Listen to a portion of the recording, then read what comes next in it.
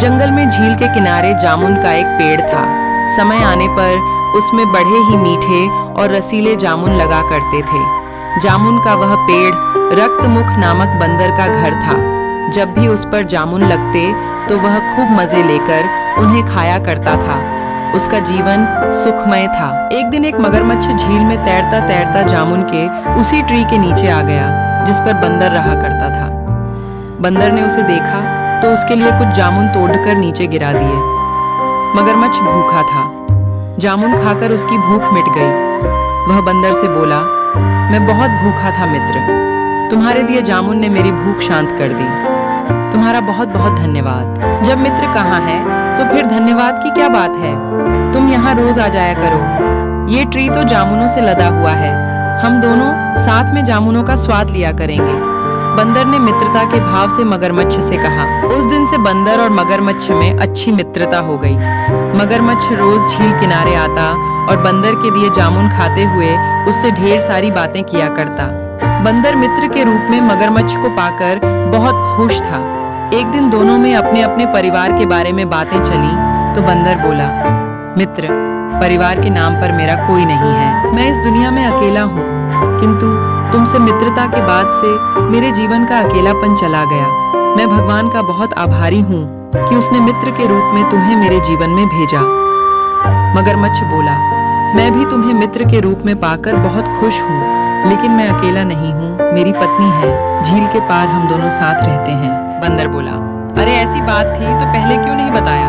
मैं उनके लिए भी जामुन भेजता। और उस दिन उसने मगरमच्छ की पत्नी के लिए भी जामुन भिजवाए। घर पहुंचकर जब मगरमच्छ ने अपनी पत्नी को बंदर के भेजे जामुन दिए तो उसने पूछा, नाथ, तुम इतने मीठे जामुन कहाँ से लेकर आए हो?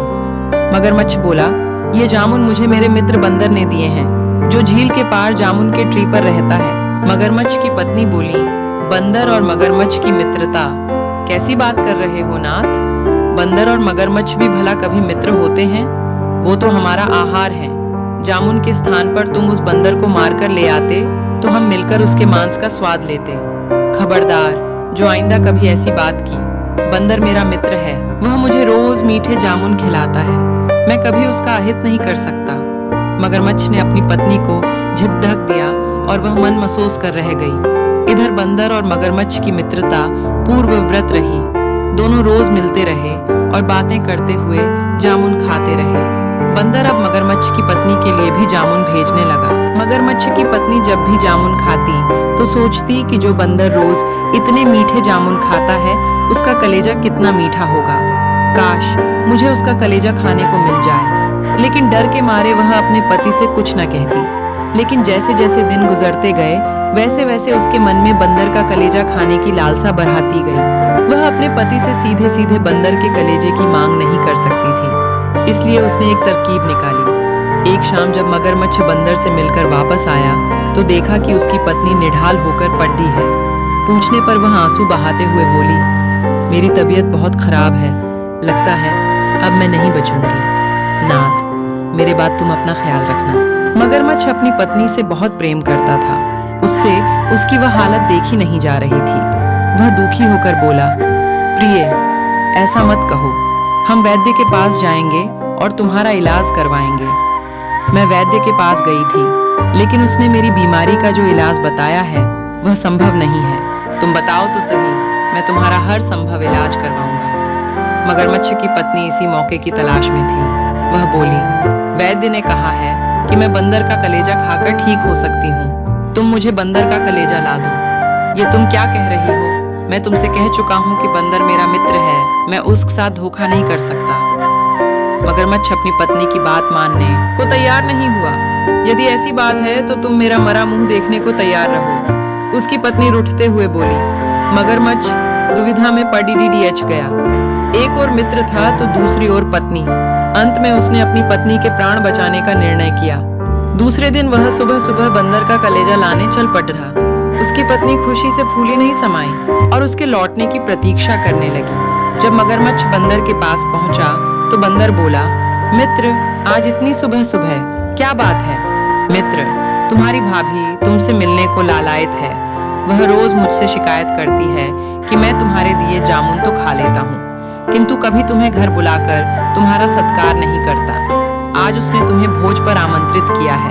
मैं सुबह सुबह वही संदेशा लेकर आया हूँ। मगरमच्छ ने झूठ कहा। मित्र, भाभी को मेरी ओर से धन्यवाद कहना, लेकिन मैं जमीन रहने वाला जीव हूँ और तुम लोग जल में रहने वाले जीव हो। मैं ये झील पार नहीं कर सकता। मैं कैसे तुम्हारे घर आ पाऊंगा? बंदर ने अपनी समस्या बताई। मित्र, उसकी चिंता तुम मत करो, मैं तुम्हें अपनी पीठ पर बिठाकर अपने घर ले जाऊंगा।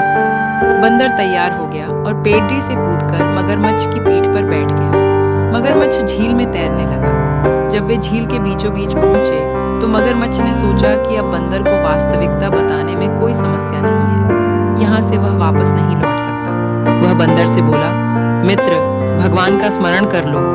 अब तुम्हारे जीवन की कुछ ही घड़ियां शेष हैं। मैं तुम्हें भोज पर नहीं बल्कि मारने के लिए ले जा रहा हूँ। ये सुनकर बंदर चकित होकर बोला, मित्र, मैंने तुम्हारा क्या बिगाड़ा है जो तुम मुझे मारना चाहते हो?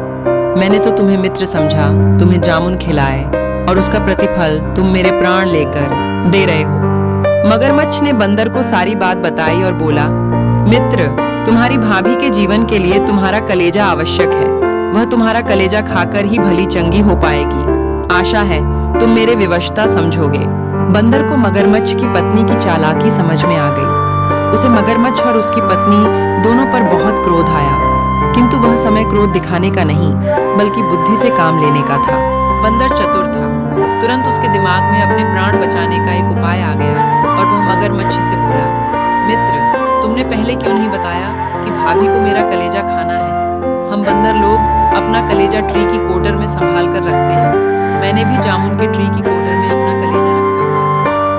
अब तुम मुझे भाभी के पास लेकर भी जाओगे तो वह मेरा कलेजा नहीं खा पाएगी। यदि ऐसी बात है तो मैं तुम्हें वापस पेड्डीज के पास ले चलता हूँ। तुम मुझे अपना कलेजा दे देना, वो ले जाकर मैं अपनी पत्नी को दे दूंगा।